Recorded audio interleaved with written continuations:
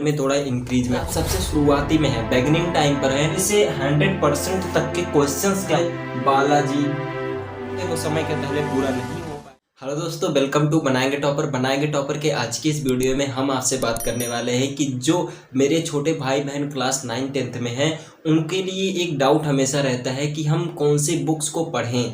ठीक है, वो सोचते हैं कि हम एनसीईआरटी फॉलो करें, कोई बालाजी प्रकाशन पढ़ें या कोई मास्टरमाइंड ले लें या कोई अवतार की बुक पढ़ें, मतलब कुछ भी ऐसे साइड बुक की तरह वो थोड़ा सा पढ़ना चाहते हैं जिससे उनके नंबर में थोड़ा इंक्रीजमेंट हो जाए। लेकिन अब देखते हैं कि क्या होता है और चीज़ें क्या हैं, उसके बाद हम बात करते हैं। तो सबसे पहली चीज़ मैं आपको बताना चाहूँगा कि आपको सिर्फ और सिर्फ एनसीईआरटी ही पढ़नी चाहिए। मैं आपको पहले कहना चाहूँगा कि अगर आप सबसे शुरुआती में हैं, बिगिनिंग टाइम पर हैं और आपको अगर पढ़नी है तो आप सबसे पहले एनसीईआरटी पढ़िए, क्योंकि इससे जो क्वेश्चंस होते हैं ना वो 95 से 100% क्वेश्चंस जो होते हैं वो एनसीईआरटी से ही पूछे जाते हैं, क्योंकि ये टीचर्स लोग बताते हैं। ये खुद मैंने भी देखा हुआ है कि जो क्वेश्चंस आते हैं वो खुद एनसीईआरटी से ही आते हैं। जब मैं एक ऐसे 2-3 टॉपर्स की वीडियोस देख रहा था जो यूपी बोर्ड टॉपर होते हैं, उनकी वीडियोस जब मैं देख रहा था तो वहाँ पर उन्होंने भी बताया कि पहले आपको क्या करना है, एनसीईआरटी को पूरी तरीके से ख़त्म कर लेना है। कंप्लीट करने का मतलब ये नहीं है कि आप सिर्फ और सिर्फ क्या कीजिए, वीडियोज़ ही देखिए। वीडियोज़ ही देख करके आप कभी भी ये कंप्लीट मत समझिएगा कि आप वीडियोज़ देख लिए उसके बाद हमारा पूरा सिलेबस कंप्लीट हो गया।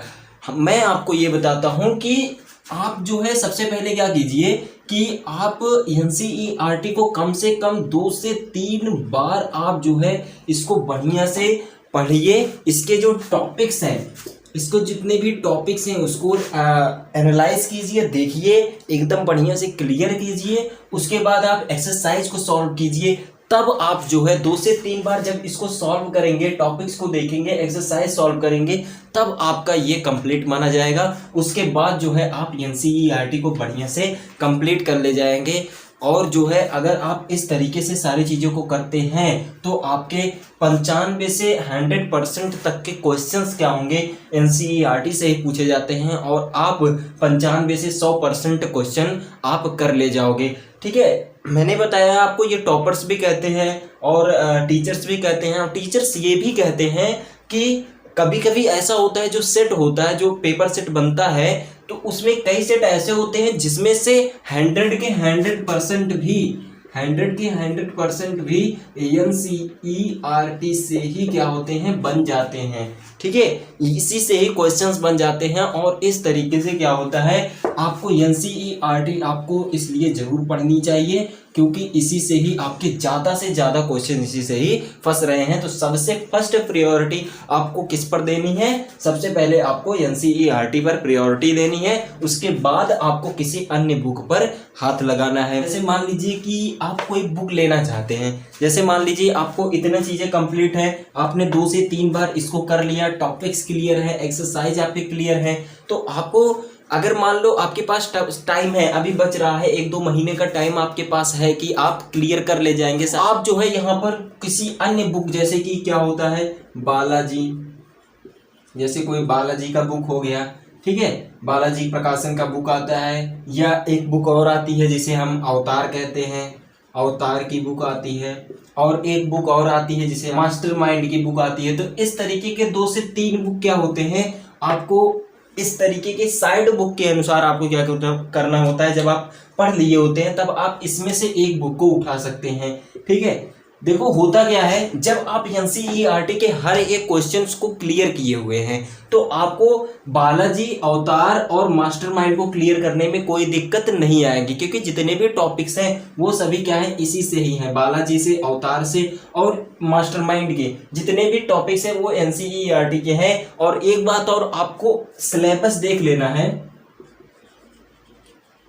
सिलेबस आपको इनमें मिला लेना है कि क्या क्या टॉपिक्स हमारे में है एनसीईआरटी में है और कौन से टॉपिक ऐसे हैं जो बायोलॉजी में एक्स्ट्रा दिए हुए हैं या कुछ ऐसी चीजें दी हुई है जिन्हें हमको नहीं पढ़ना है।